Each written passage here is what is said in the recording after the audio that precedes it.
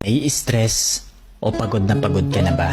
Gusto ko lang ipaalala sa'yo na kahit gaano ka ka-stress ngayon, wag na wag kang sumuko sa mga pangarap mo.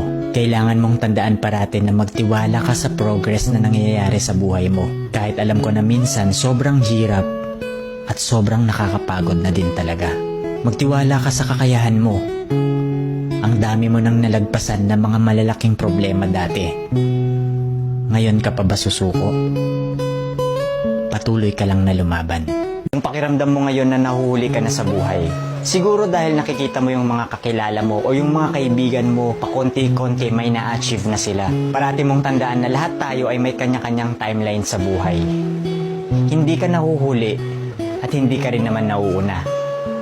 Kung nasaan ka man ngayon sa buhay mo, yan ang lesson at experience na kailangan mong pagdaanan ngayon. Lahat tayo ay may sariling kwento sa buhay na makaka-inspire ng ibang tao. Sarili mong kwento yan. Kaya make sure na sulitin mo ang bawat moment at gawin mong fulfilling ang kwento mo kahit anong mangyari.